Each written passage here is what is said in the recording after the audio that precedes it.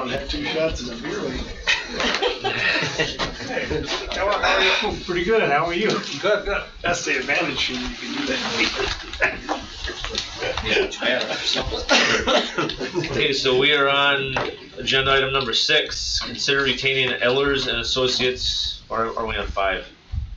I can't remember. 6. No, we just voted 5. Okay. Consider retaining Ellers and Associates for tax incremental financing services. See attached proposal.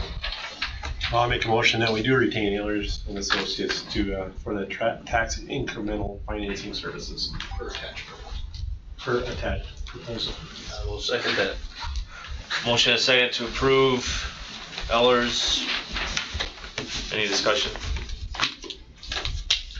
All in favor? Aye. Opposed? Motion carries 3-0. Item number 7, update on aquatics to include fundraising, construction schedule, and overall timeline.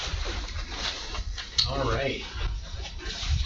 Pull up, we've got a little slideshow to present as far as an update goes on this project. Jody, what I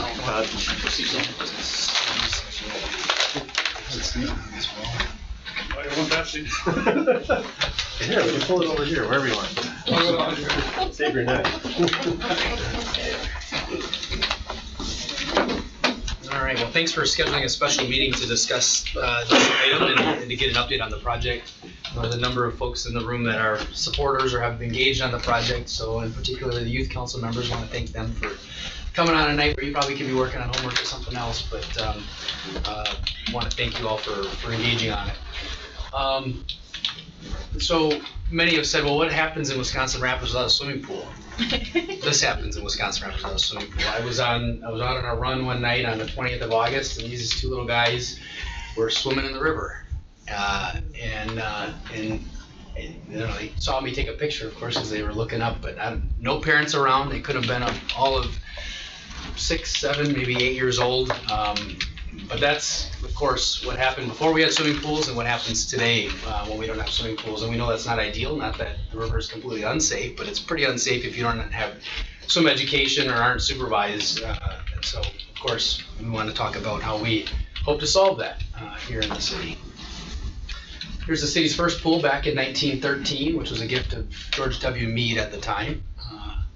Which is in the former East Side pool site. Many of you all have swam in the pool, the successor pool to that, or saw the old images of this pool here.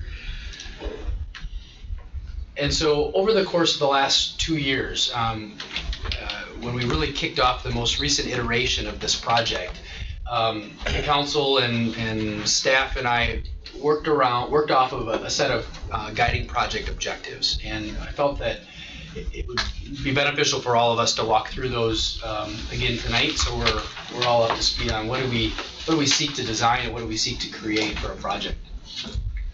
First, we wanted to enhance existing offerings, avoid duplication and displacement. We knew that the school district was going to make an investment in competitive swimming. We knew that the YMCA was going to make an investment in a recreational and health kind of related pool. So we knew that we shouldn't duplicate and recreate those existing offerings. We also knew that we wanted something right-sized, that we needed to explore what was the true demand for a municipal-owned pool if we were going to pursue that option. We also knew that through a lot of feedback and input from the public, and we'll talk about the extent that we did that, we wanted to make sure that it wasn't just a pool if it could offer additional benefit outside of the swim season. We knew that we only have 3 months on a good summer where the pool would officially be open to the public. So we want to leverage additional seasonal opportunities.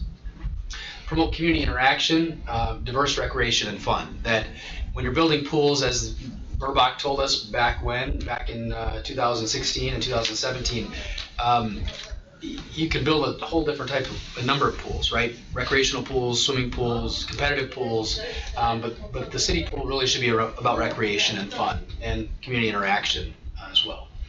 Learning and education, our swim lesson program was one of the highest utilized in the community, and we believe that there's still sufficient demand to offer swim lessons at our facility. That it be revenue generating, that knowing that our operating budgets generally can't grow every year, that it have a very low budgetary impact. from the onset that we designed something we could afford, not only capital-wise but also operationally. This was a point that came up over and over again, that residents felt that a municipal pool was going to be the most affordable, accessible, and that it would promote healthy activity for our residents. That there were private pools or a membership option available in the form of the YMCA, of course, and school district access, but that the municipal pool is the most accessible.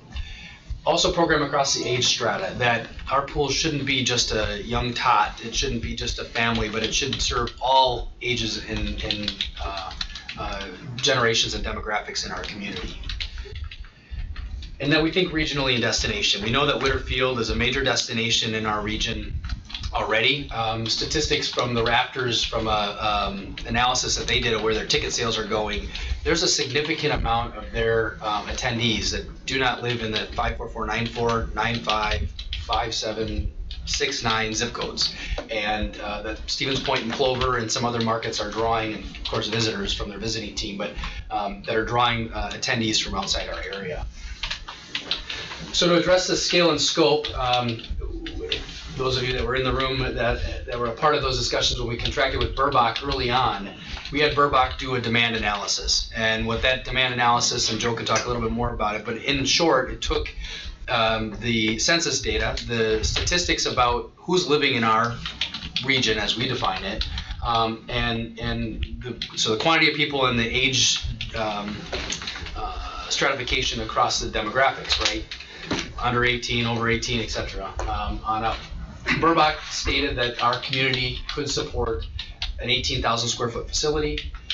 The council approved concept at that time based upon the contract or pursuing that was about 14,500 square foot. And then ultimately the MSA design. You see that the grand total of that facility was about 12,000 square foot, slightly below the approved city council scale as well as below the Burbach. And then for comparison purposes, how big was Mead Pool? Mead Pool was about 6,000 square feet, and Port was a little bit larger. Joe's got some experience working with that pool in the past, but collectively those two pools exceeded the total square footage, water surface area, than what was designed and is proposed in the facility at Whitter. So I think we want to maybe pause there, and if Joe's got anything to add on that front, but I think the question's been raised, how much water are we proposing to build in this design? And you'll see that from a regional standpoint, one, affordability from our own standpoint, how much can we afford to construct based upon the capital available, and then ultimately what's a comparison of existing facilities that we've had in our history. So conceivably between the Mead Pool and the Rapids East Side Pool, they were about the same size as the total square foot. I think also a mention I want to make a point around Burbach's analysis. Burbach stated that the tank pools, while they're still in existence, they're very rare, they generally serve 80-20, 80% youth and 20% adults and seniors, whereas a aquatic park, or as they're more commonly called, are more on a 60-40, 60% youth and 40% adults and seniors. So generally more diverse in terms of from their experience and their research, the types of people that use more of a regional facility. So right. The only thing I'd like to add with this slide too is that the statistics for the Mead Pool and the Port Everest Pool do not include their top pools. Both communities had a kiddie pool. This analysis didn't incorporate that. So, one of the questions that we've heard is it sized right? And we thought we really owed it to the council and to the community to emphasize that we believe it is sized right. It might be just a little conservative in size. We know that the focus is make sure that we've got a facility for the city of Wisconsin Rapids, but the fact is it's a public pool. And as a public facility, we have to set rates that are responsible. We have to be able to substantiate them. So we can't set rates that are extreme to try to exclude maybe non-residents or whatever. We have to have rates that are reasonable. And so you don't want to build a facility that is overcrowded right away. Without a pool, if you've been out to the splash pad, you can see that being the only one in the area, that facility's been overcrowded, and we've seen parents frustrated. They show up, it's a zoo, and they go home a little little frustrating. I don't know if you've had phone calls about that, but I've certainly heard about it and witnessed it myself. So as staff, we took it really seriously about trying to make sure that it was sized right, and also that it allows for programming and continuous operation regardless of the programming that is taking place. By having 3 pools, you can have a small, kid tot area. If there's a chemical imbalance, an accident, something that happens where you'd have to shut a body of water down, you've got 2 other bodies to continue operation. If you want to have swim lessons during the day, if you want to have some afternoon adult lap swim, you can do that without having to close the facility down. It makes for a very versatile operating facility. The other thing is, if there's concern that it's too small, looking at the size of the previous pools, the modern pool design uses a minimal footprint, but because of the shape and because of the plethora of features, we're getting a lot more in the same surface area. You know, if you would think about the Mead pool, this is twice the size of that. But even then, 2 water slides, some basketball play areas, a climbing wall, a zip line, a diving board, a water walk, a tot area with spray features. You know, it doesn't seem conceivable that you could fit all of that in that small of an area. But again, it's the way it's designed and the shape of it that makes this happen. So I think we can move on unless there's questions about sizing, but we did want to spend a little time talking about that. Still got 0 entry. Yeah, both, and we'll get to the diagrams, but we do in all of the, well, 2 of the 3 pools have 0 entry. The other pool has a lift.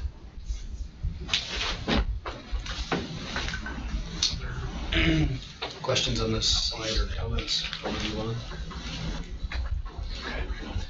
Figured it'd be good to walk us through the timeline and the history, at least the recent history on this project, not the whole 20, 25-year history, but for everyone's benefit, City Council weighed the pool options, the partnership versus its own facility back in 2016. We had Burbach, the pool firm, analyze the demand of the region and the information we just shared on that back in summer of 2016.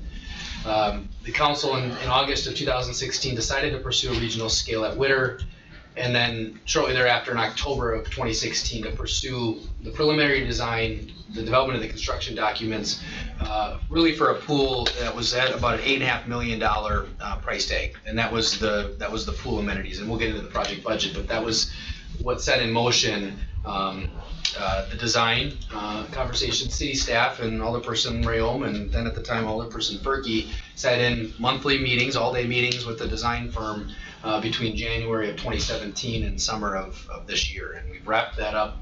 I think in true form, we got it all done. I mean, there was a lot discussed in those meetings that generated the product that, you know, in terms of cost containment and making sure that we value engineered as we went, and not develop something or design something that we can come back and value engineer about a bunch out of it, meaning where we can cut the costs. I think that's the benefit of doing that on the fly, is you get a more solid budget at the end. The problem is the budget at the end, and cutting some of those pieces off just becomes infeasible from a redesign perspective. And then staff and then all the persons were invited to take a tour of like facilities back in September of last year. So at that time, we visited the Herb Pool in Appleton, which was recently completed and had just opened for the first season. When we toured in that September, it had closed for the summer in August, but very similar, same pool design team and firm that we used here. So if you're looking for someone to reach out to, they've been really good in sharing information with Mary and others around pool statistics and programming and their operating costs. We also went to Oshkosh, which is an older lake facility, but nonetheless still a comparable. So that happened in September. And then most recently, MSA, our consultants, and as well as their sub-consultants, wrapped up the final design. And with that final design, all the construction docs were prepared.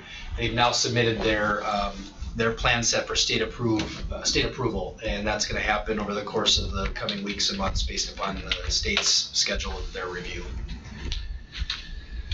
Any questions on city engagement? We also figured we'd take a moment to reflect on the public engagement, the timeline of events that happened. So there was, as part of the city's council's consideration of which option to go, we conducted a telephone and an email survey, so we get more of a statistical representation of the community and their preferences of what type of facility and that occur. So that happened in February. Youth Council did a feature survey where you conducted preferences of your peers. I'm not sure if you have anything to add, and that was back in March. Yeah, pretty much the Youth Council just created a survey and we sent it out to schools and we had students respond and we got their input. That sort of fed into where are we at in terms of what features we want to include in the facility. We weren't too far off in crazy features, and it was more or less the Youth Council really came back and said we really want basic features. We want slides, we want zip line, maybe the climbing wall, some of those basic kind of more modest features. We held a library presentation in August of that year where we introduced the conceptual plans as MSA had drawn them up. That's where we introduced the 3 bodies of water, and then got additional feedback from folks. We had a presentation at Meade School around March of 2017 to inform neighborhoods that had been affected by the closure of Meade Pool. We held a very large public meeting at the PAC on April 2017. The Youth Council had a strong role in that presentation. Held a couple brought fries to inform the public, again, not necessarily from a fundraising perspective, but to get people aware that we had designed this facility and we hadn't completely dropped the ball or forgot about the desire for the community to have an outdoor public pool. Did some engagement with the Raptors games that summer, wrapped up the design in the summer of 2017. Held presentations at the Park and Rec Commission. We've done commercials on public access TV with the Youth Council starring in those. We created a Facebook page just for the project, and people have been getting updates about the project there. Created a text option for people can text in donations or text in a link to get more information. Created a project-specific website, more regular and ongoing communications that continue to occur through our blog and our city Facebook page and others. And then in the same vein as those brought fries, this summer we kicked off a couple of ice cream socials here at City Hall where the public came and heard about the project or got more information. And then since then, the donor meetings and presentations that we've talked about in the past, ongoing. Anything on public engagement? Continuing on with that, I think at the open house for City Hall next week, we are going to have a table as a youth council where we are going to be engaging with the public on our involvement with the aquatics. And because we heard from the community that there's an opportunity, given the strength that Whitterfield presents our community, that there's more than just a pool that goes on there, and we want to retain some of the activities that are currently occurring there. So kind of just shows you the nature of all those events between the recently striped pickleball courts in the middle up there, which are very popular, retaining things like the skate park and the t-ball activities as well as the winter ice skating. So you all have seen the concept master plan, but here it is again. So what are the new features or new elements that get added to the project, incidentally really to the project as we developed it? In blue down here, the playground, the reservable shelter, which is an open air shelter, the community room, park-like setting obviously with the various seating elements, and then opportunity for programming and festivals. We continuously hear through Park and Rec that based upon our reservation information and data that there's a desire for more year-round community meeting room space, not elaborate but very simple meeting room space, and so without too much additional cost. There of course is additional cost because you're building more square footage, but was an opportunity to use one of the shelter rooms for, let's say, pool parties to be able to make that for season. And so throughout the design process, that was an element that was pressed upon based upon the fact that it would generate reservable rental activity and hopefully revenue for us. Any comments on the spring and fall users? Obviously the wintertime use, given that the facility has more of a year-round, the bathhouse itself has more of a year-round capability, we want to to co-locate both of our winter skating activities. So right now, lowboard hockey is held at Robinson Park, and then we've got our leisure recreational skating at Witter, that we can bring the two together in sort of a skating ribbon format. So it's kind of a more of a city feel, an urban feel. So bringing those things, there's obviously opportunity for an outdoor winter market. We're seeing a lot of Chris Kindle markets happening in cities around everywhere. That this is an opportunity for community organizations to create a similar type event at this venue. So where are those things located on the master plan? We reserved the 64-foot by 108-foot area that previously was stormwater management. So costs very incidental. It's space that is available. We want to segregate it from the drop-off skating area. So that way, those two uses, which are pretty different, right? You imagine people playing a little bit of pond hockey versus those maybe more families skating here. We want to separate those uses. But the bathhouse, being the center, the admissions area of the aquatic center, would double as a warming house. So that's where if we're going to do skate rental or do any of the activities, the warming house activities are right here. Obviously, we're familiar with the summer uses, the more obvious ones with recreational swimming, but adding water walking, and we continuously hear from the public that that's something that people would like to see, especially maybe more adults and seniors wanting that feature available outside of when the pool maybe be open for more recreational use. Swim lessons, we want to keep that. The feature and option available from a programming standpoint. We talked about the multi-purpose room. The reservable park shelter, which is an open air shelter, not all that different than what you see in Ben Hansen Park or Lyon Park down by the river.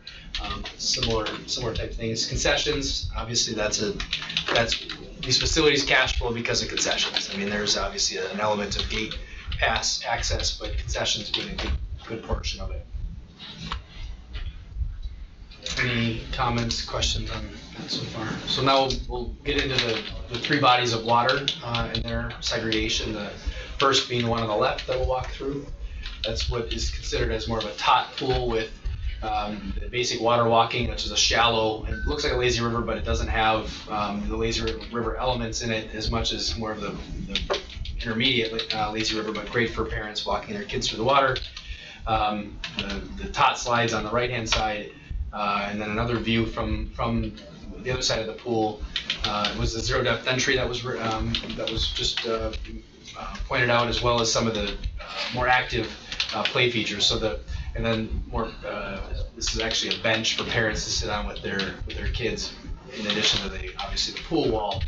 But the point being is that pool offers both more active for the tots, so the kids that are a bit more accustomed to more active water play, and then more of a relaxed atmosphere on the left side. So it offers both. Second body of water is the middle body of water, which is more of it's the largest body of water out of the three, which features the lazy river, which with the action channel doubles as water walking. So if we're going to offer water walking in the morning or in different day parts, we can do that in the facility, as well as the two slide towers, or two slides with the slide tower. There are provisions in the long range plan. As we got into the project costs, we knew that we wanted to preserve the opportunity for the facility to be added on to later, or have something as the facility 15, 20 years in its life gets a little more tired or less exciting to folks, that there's an opportunity to add a third slide without too many provisions or too much additional cost. So there's two different slides. One's a tube slide for riding on tubes, and the other one being more of a body slide for without a tube. You see a water walk in the middle of the pool over here, and then the basketball activity, and then the zero depth entry ramp. If you don't put in a zero depth entry ramp, you're putting in a lift. Figured it makes just as much sense to do the ramp than it would the lift, just from an accessibility standpoint for folks. Third body of water is the activity pool, and this is the one that offers lap swimming. There'll be some dots at the bottom of the pool. Again, it's not intended to be a lap pool, but it offers that lap swimming opportunity if we wanted to schedule a lap swim in the pool. The diving board, this is what they call a zip line. It's more or less it's like a run out where you run off and you fall off at the end of it, kind of like a tire swing if you're thinking that concept, and then the climbing wall. Again, to scale is more in the upper right here, but it looks like that, as you probably have seen climbing walls and pool settings before. This facility, the pool also offers the ability for it was designed to have anchors in it. You've seen Wibbits courses, which are those blow-up inflatable type activity courses. Long-term might be an opportunity for a donor or for the city to pursue, but again, to think about future-proofing to some degree the life of the facility, so that way it stays exciting and stays unique for the life of it, which hopefully is all of 40 years or longer. Oops, backwards. So that takes us through the pool features. Are there any discussion or any questions on the designs or the thinking behind any of the pool features themselves? Many of you have seen these things before, so they're not new, not the first time. The playground, this is just a quick shot of the playground that was designed and proposed on the outside of the fence. Again, not a fee for use, something that's open to the public seasonally and not having to go through the gate to pay access. So there's enough non-fee use outside of the park to make it more of a time where you're going to spend more than 2 hours, perhaps, is what we're thinking on that. Tennis courts obviously would remain. We talked about that before. There are there's a cost allocation to do the replacement of those. Matt and Park and Rec has discussed these in the past, and I believe we've got no more than 3 years left on the current courts. They're probably more about a 1-year type project. He's done a lot of, let's prolong the maintenance and the life of them, but if you've been out there, they're in rough shape. But as we show the pickleball, I mean, if we stripe more pickleball, people will be playing pickleball tournaments. They actually host regional tournaments. There are folks that come from Point to play pickleball there, which is kind of cool. The open air shelter is shown here, and that being the reservable shelter where people can come and reserve access to that. Here's a rendering of the bathhouse building, which shows the upper left is the admissions entrance, both for warming activities as well as for pool users. The snack shack is on the bottom left with the cabanas, the reservable cabanas next to it. There's just 3. It's not elaborate, but more incidental to the design of the building.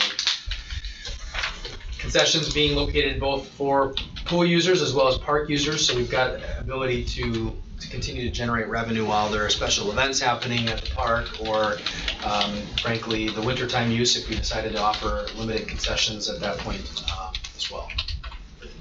Here's the multi-purpose room that we talked about, sort of the design that's laid out there. I don't remember offhand the dimensions. Joe, do you remember? No, but it is set up so that it can be split.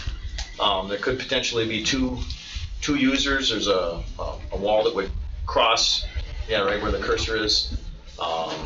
The idea there is that there's also kind of machine shed style roof just outside on the pool deck, so that if a family wanted to use that for a family gathering, they'd also have some shade out on the deck, and then it is usable as a reservable shelter for the entire year. We'll get into the basic fundraising details, and then we'll take some questions or comments or discussion. So we've had MSA revise the project estimates now that we're getting ready and closer to go out to bid. The global budget, which is everything, that includes all the design dollars we've already spent, so that's $12.4 million. The site development, and we've got breakouts of these things if you care to look at the numbers and what's included in the various breakouts. Site development and stormwater, $1.4 million. The aquatics pool vessels themselves, just under $6 million for the pools, and then the buildings, which is the bathhouse, primarily the bathhouse admissions, warming shelter, concessions building, and the pool pump house building being $2.6 million. And then what we're calling alternate bid 1, which is the north parking lot. To that, I should go back here. Sorry.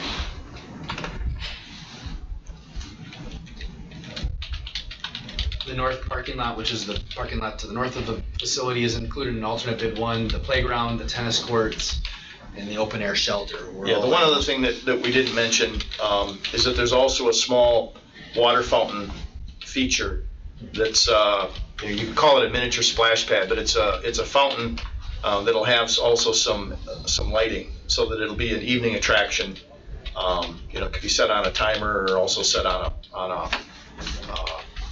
operation mode where, you can press a button like you would at a splash pad. But that 1.2 million is inclusive for essentially everything outside the fence. Some of the sidewalks through the park, the playground equipment. The other thing with the playground is what we've shown is slightly more than half of the playground area developed with playground equipment. The other half is for future, so that if there's another gift to expand upon the playground, we have an area designated to do that. And then, as I mentioned, the architectural and engineering design costs total for the whole project are about $1 million, and I think our design contract was south of that, but that's essentially the design dollars we've already outlaid to develop the construction costs and that sort of thing. I don't know exactly where the building is at or what the total price of that is. I've got the contract if you want to look at that, and then including the revised 2019 inflationary numbers, which is they're estimating 3.4%, and that's conservative. I mean, they admitted it, and they don't really have a like project to compare it to here, but that's what they're putting on 2019 projects around the state of all variety, not just pools or anything else. And then fundraising to date, of course, we've had long discussions about the $5 million that the city had committed, and the percentage to completion that puts us into the overall total project of the thing. We're very excited to announce tonight that we've secured a $2.5 million matching gift, and that matching gift comes with an expectation that the city commit to the whole project. That we're not going to that if the scope were to change or the project costs were to change downward in particular, they would revisit that gift. So the $2.5 million is committed to the project in its entirety, the entire project scope. So that includes tennis courts, playground equipment, and the related amenities. So that puts us conceivably at about $4 million of a project financing gap and $4 million of fundraising that we need to continue to do to achieve total project financing. And then we don't need to get into the numbers on this, but how does it shake out? And there's been questions on what's the operating cost of this thing, right? At the end of the day, based upon our review of facilities in Appleton, Oshkosh, Merrill, Mary saw a couple others, but none of Middleton, maybe 5 or so. We have a good, not just a guesstimate, but a pretty confident number on the income and expense side of things. The city subsidy of the facility could be anywhere from $25,000 to $100,000 a year. That's generally what we're seeing. Of course, our experience will demonstrate what that is from a comparison standpoint. Mead Pool's annual operating costs about $75,000. So at the end of the day, concessions. That's what drives this. And for those of you that have done youth sports and other things, it comes as no surprise. But that's why we need that facility. The concession component it really offsets our operating costs. At Mead, we had such a limited concessions, and we didn't really have the ability to do much for concessions there anyway.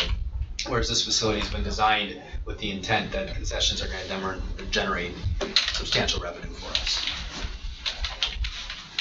I think that pretty much takes us through budget, fundraising, operating. We'll go into the schedule real quick. If we're shooting for a 2020 opener, so June of 2020, that would require us to let this project as designed either in January or February, with an award in March, with a construction start in April, and then ultimately a June 2020 opener. There's probably weeks within that schedule, but there's not months. Especially with winter construction and us wanting to avoid too much substantial winter construction from a cost standpoint. It's possible, but it comes with a price tag. On an alternate basis, there's been questions of, let's say if we were to redesign components of it, pare it back, do any number of things, we would do the redesign over 2019, we would release for bidding in early of January of next year, and then we would open it in June of 2021. Note that between 3 and 5% for inflation, we are already looking at 3.4% based upon last year's numbers, and then another $400,000 for redesign and generation of the bid docs. So real money. And that $400,000 is if we significantly change the scope of the project. There's been some talk that, well, if this project is, you know, too much and it needs to be scaled back, there aren't features here that can simply be parsed back. That activity was done in the initial scoping for a facility this size. So there are some things that wouldn't need to go back all the way to the drawing board. I think our contract was for around $900,000 for all of those design and construction services. But if we were to kind of start over and try to redesign this as more conservatively as a smaller facility, you'd still have about $400,000 in design and construction documents to facilitate that. And as a reminder, based upon the, to get back to the $2.5 million gift, again, it's contingent upon us pursuing with the entire project, but I also want to remind or share that it's January 31st is really the window of time that they would like to know if we're going to commit to the entire project. So it behooves us to do our due diligence and everything we can from a fundraising perspective between now and that period of time. As we've talked, our appetite to borrow anything substantially more is probably a challenge.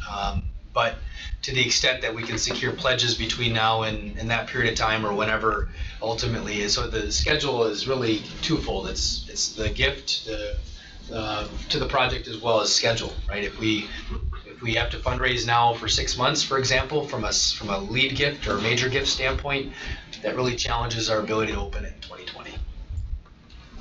And MSA's advise us if we go to bid later than February, it's possible, of course, but yeah, bid pricing is going to be a concern. We're not likely to get we're not likely to get the best pricing from the contractors, and with an outdoor facility, if you were going to do a fall or winter construction, you would need to get the pool vessels done prior to the cold season. It's one thing to enclose a building and do some of that work in the winter season. It's entirely another to do an outdoor pool vessel. If the containment had any flaws in it and any area gets cold, the potential to significantly shorten the lifespan of that pool is high. It would be really risky. And so, so our recommendation is that no matter what we do, we try to avoid winter construction, as much as possible. I know we're running up to Public Works. I think at the end of our presentation, I was going to run us through the fly-through. If there was interest, we could probably play that to watch it all. But I think it gives you a real-life picture if you haven't seen the video yet.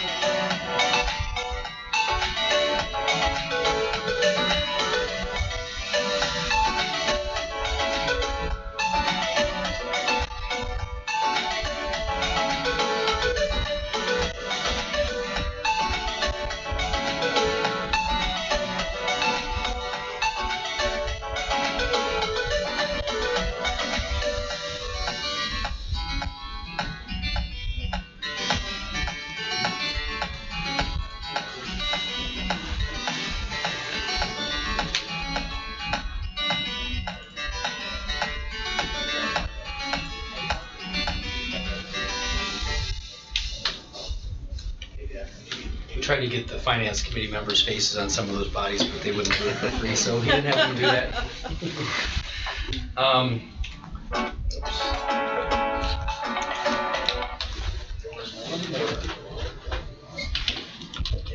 I guess just to close out, these were the project's guiding objectives and really what we sought to design. And I know there were a lot of people that were involved in those design meetings beyond myself, and appreciate their time to accomplish that. So that concludes our prepared presentation, and happy to go back and revisit any of those slides or answer any questions.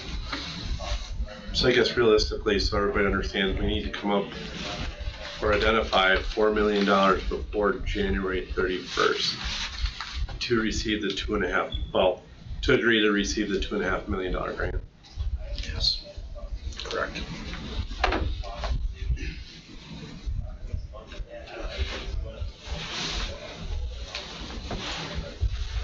Is there comments, questions? The mayor or Joe?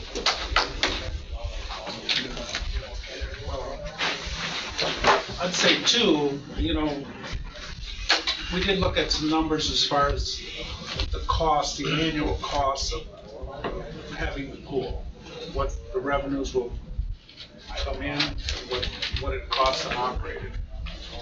And there is a shortfall there, again, maybe $25,000 more than what we had with Meadfield, up as high as $100,000 more than what we had with Meadfield. But you have to also understand that there's going to be revenue for our gas stations, our restaurants, our grocery stores, our department stores too, people coming in to visit this facility too. I mean, it's going to be a draw, which certainly Meat Pool was a draw to an extent. But when you can bring in people from as far as Pittsville and Stevens Point and Amherst and stuff like that to visit a facility like this, that's going to help our restaurants, it's going to help the community as a whole. And we certainly, over the years, have seen a lot of bleeding of our young families going to different cities to live, because there's a lack of opportunities to share fun times with their children. There's just not a lot going on here, and the more that the city can do and the city partners can do to enhance the life of our residents, I think is something we should look at real strongly. So, and it's a lot of money, certainly, but if you look at our neighboring communities, they're ponying up to have nice parks too. So. Okay. Speaking, you mentioned young families. I know one conversation that's went on since I graduated high school is what draws young people back to Wisconsin Rapids. And I've had conversations with a lot of my friends who have moved away, a lot of them that have come back, and it all comes back to other places offer somewhat more than we do for these growing young families. And this is an opportunity to make a statement and go forward for the next 20 to 30 to 40 years and send a message to young families that this is a place where you can come and grow. I know I have a young family, a lot of my friends have a young family, and this is also something that is going to keep the students and people who grew up in Wisconsin Rapids here and coming back from college rather than moving out to other cities and municipalities. So I know I'm really excited about it. This has been a long time in the making, and I know we got a short deadline to put this $4 million together. I personally am going to try to do everything I can to be a part of the fundraising efforts, and hopefully we can get this done as a community. Yeah, and I think with the regional activity, drawing from the communities around us, but also like your softball leagues that have tournaments and that stuff, I would think it's going to entice people to come here because of this feature that they can take the kids to after their games, stay in the hotels, instead of having to go somewhere they have to spend a lot of money or whatever. This isn't free, but for a reasonable cost that I would think would attract people. soccer tournaments that used to be really big, and that, so from that standpoint, I think we could play from that end too. Do you have a goal of what the cost is going to be to residents or non-residents? Or? Yeah, I had it in the bullet. I didn't mention it, but it's to keep rates really close. I mean, $2 to $3, $4. I mean, $2 maybe on a subsidized, on a, what do we call it? As needed, low income. Yeah, as needed sort of scholarship pass, I guess is maybe what I was thinking, or something along that. And then family rates, we haven't put together. We've kind of seen a gamut of what the other facilities generate for or have for their family passes, but it's within what Mead Pool really was before. I suspect other municipal pools were too. Sure. Just want to mention also that this whole process has been, over the course, the design process has been over the course of almost 3 years now. And, I've heard from staff and officials from both Marshfield and Stevens Point. They're kind of waiting to see what we do because some of their facilities need upgrading as well. And, opportunities present themselves, and if there was a facility like this nearby, we may not pursue this type of facility. But, there are people that'll drive all the way to Wausau to go visit those facilities with their kids. And, and to be able to provide something that's, as modest as we can reasonably make it for a community this size, but that has the potential to draw from our surrounding cities. We've heard from the plant managers at a number of our local facilities that their new employees don't want to commute anymore. The younger employees, they want to live where they work.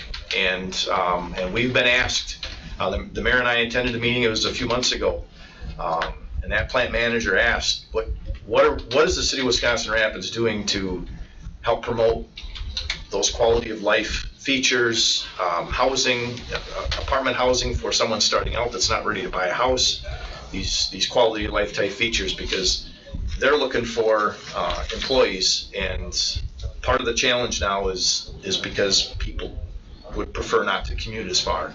So this serves the community in a number of ways that might not be completely intuitive and obvious.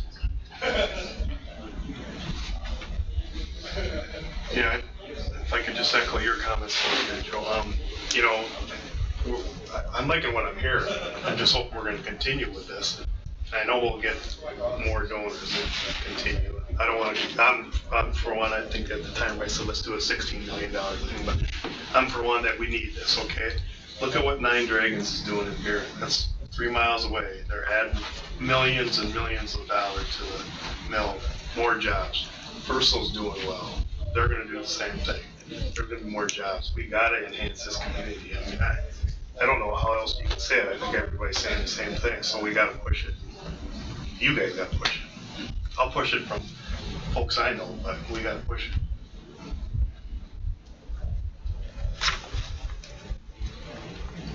Don't take the naysayers. I'm telling you, I hear it, but don't do it. This community needs that.